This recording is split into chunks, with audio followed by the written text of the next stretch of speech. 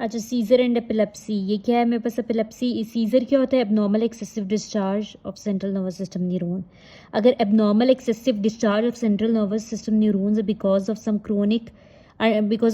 Chronic underlying process, तो ये epilepsy होगी। ठीक है, क्या है कि गाबा जो, ठीक है, हमारे पास जो गाबा है, ये गैमा, गाबा जो है ये इनहिबिटरी न्यूरोट्रांसमीटर है। एसिटाइल कोलिन और ग्लूटामेट जो है ये और एसिटाइल कोलिन, ग्लूटामेट, एस्पार्टेट जो है एक्साइटेटरी हैं।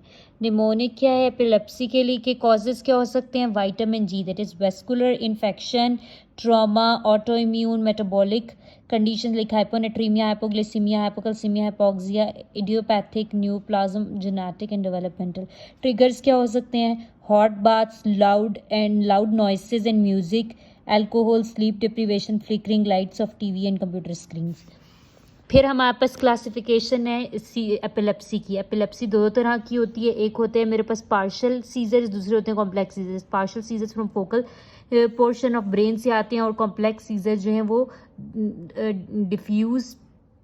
डिफ्यूजली from both the cerebral hemisphere से आते हैं। पार्शियल सीजर्स तीन तरह के होते हैं: simple partial seizures, complex partial seizures और पार्शियल सीजर विद, ठीक है, पार्शियल सीजर, ठीक है, partial seizure with secondary generalization. तो सिंपल पार्शियल सीजर में क्या है कि मेरे पास सिंपल पार्शियल सीजर में क्या है? There is no altered levels of consciousness. ठीक है, पार्शियल सीजर्स में हमारे पास altered level of there is simple partial में सारे पार्शियल सीजर्स में पोस्ट इक्टल कन्फ्यूजन नहीं होगी। ठीक है, सो कॉन्शियसनेस किसी न किसी में ऑल्टर्ड होगी। सिंपल पार्शियल सीजर में no altered level of consciousness, no postictal confusion, just और नो ऑटोमेटिज्म, यानी कि नो लिप बाइट और ब्लिंकिंग।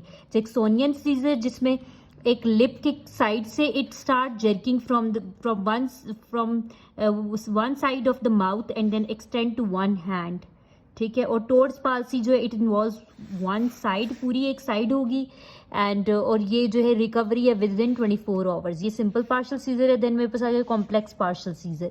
कॉम्प्लेक्स पार्शियल सीजर में क्या है कि there is altered level of consciousness और post altered level of consciousness भी है और पोस्ट इक्टल कन्फ्यूजन भी है, ऑटोमेटिज्म भी है, यानी कि blinking and smacking of lips, but there is no loss of postal tone. अच्छा, पार्शियल सीजर्स में पोस्टल टोन लॉस नहीं होती। ठीक है, no loss of postal tone. इसमें जमाइस वू यानी कि खुद फीलिंग ऑफ अनरियलिटी, या डीजा वू यानी कि खुद ही उसे लगता है कि उसने ऑलरेडी चीज देखी हुई, already seen. Partial seizure with secondary generalization, partial seizure है जो प्रोग्रेस करके बाद में जनरलाइज होकर पूरे दोनों हेमिस्फीयर्स पे चले जाएंगे। ट्रीटमेंट इसके कार्बामेजिपिन एंड फिनोबार्बिटल। फिर मेरे पास आ गया complex seizures. Complex seizure further different types के, जनरलाइज टोनिक क्लोनिक सीजर जिसमें ग्रैंड माल है और एब्सेंट सीजर है यानी कि पीटेड मॉल। अच्छा, अब मेरे पास ये जो है जनरलाइज टोनिक क्लोनिक सीजर, जिसमें पहले टोनिक फेज है जिसमें रिजिडिटी है। ठीक है, जिसमें रिजिडिटी, ठीक है, टोनिक फेज है। ठीक है, टोनिक फेज है, इसमें हमारे पास टोनिक फेज, ठीक है, टोनिक फेज इसमें रिजिडिटी है। ठीक है, rigidity and loss of consciousness and loss of postal tone. और क्लोनिक फेज में हमारे पास क्या है? रिदमिक कॉन्ट्रैक्शन एंड, ठीक है, rhythmic contraction with alternating relaxation of all the muscle groups.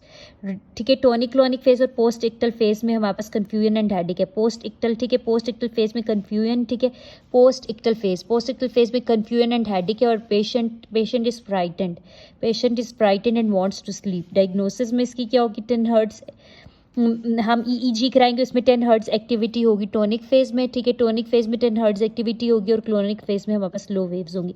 Treatment क्या है इसका? Sodium valproate.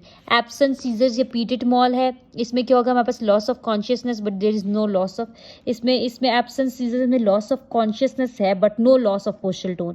जबकि टोनिक क्लोनिक में हमारे पास लॉस ऑफ कॉन्शियसनेस के साथ पोस्टल टोन भी लॉस है। यहाँ पर loss of consciousness but no loss of postal tone. और ये बच्चों में ज़्यादा होता है, 20 से 30 टाइम्स अ डे होता है, जस्ट फॉर 5 से 10 सेकंड्स के लिए होता है। ऐसे लगता है जैसे बंदा स्टेयर कर रहा है और डे ड्रीम कर रहा है। इसका ईईजी कराया तो 3 स्पाइक्स पर सेकंड आएंगे। हाइपर वेंटिलेशन जैसे ये ट्रिगर करता है इसके ट्रीटमेंट क्या है, फर्स्ट लाइन इथोसक्सिमाइड और सेकेंड लाइन वल्प्रोइक एसिड। बाकी हमारे पास आते हैं एटॉनिक सीजर्स और myoclonic seizures. Atonic means no tone seizures, sudden postural tone जो है, सिर्फ इसमें क्या कॉन्शियसनेस को कुछ नहीं हुआ, जस्ट पोस्चरल टोन जो है, no tone, sudden loss of postural tone for 1 to 2 seconds। Myoclonic seizures just इसमें क्या है, मसल कॉन्ट्रैक्शन है, इसमें इन्फेंटाइल स्पाज्म और जुवेनाइल मायोक्लोनिक एपिलेप्सी है। इन्वेस्टिगेशन में हम क्या कराते हैं, ईईजी जो है ये स्टैटिक भी करा, ये हम एम्बुलेटरी कराएंगे, एम्बुलेटरी स्टैंडर्ड, ठीक है।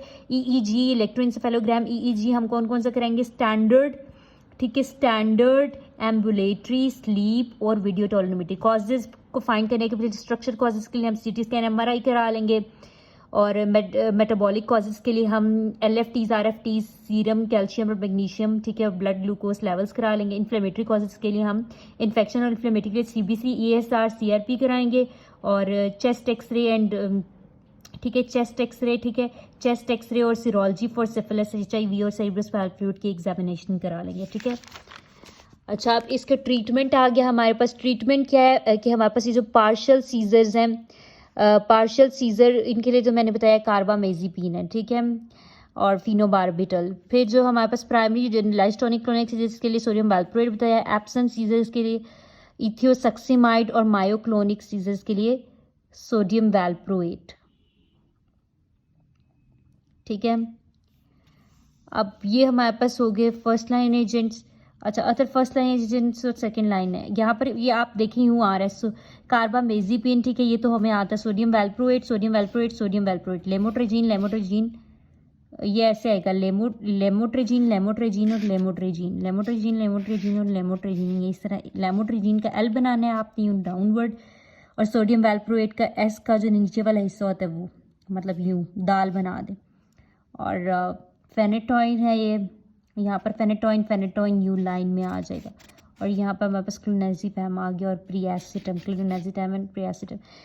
अच्छा, जब फर्स्ट टाइम आप ड्रग यूज़ करेंगे उसको लो डोज में आहिस्ता आहिस्ता बढ़ाएंगे, अगर वो ड्रग इफेक्टिव नहीं है तो फिर आपने सेकंड ड्रग ऐड करना है फर्स्ट लाइन ड्रग में से, और ग्रेजुअली फर्स्ट वाले को टेपर करके हटा देना है। फिर जो है आपको अगर सेकंड लाइन, अगर सेकंड ड्रग फेल होता है तो आपने सेकंड लाइन ड्रग के साथ in combination with first line drug, उसका सेकंड और फर्स्ट का आप कॉम्बिनेशन देंगे। अगर वो फेल हो जाता है तो सेकंड का सेकंड के साथ ही कॉम्बिनेशन देंगे, वो भी फेल हो गया तो आप रीडायग्नोसिस करेंगे। फिर ड्राइंग ऑफ एपिलेप्सी 2 साल बाद आपने उसको आहिस्ता आहिस्ता टेपर करके ड्रग को छोड़ देना है, और ग्रेजुअली ओवर द 6 से 12 मंथ्स में छोड़ना है, ठीक है।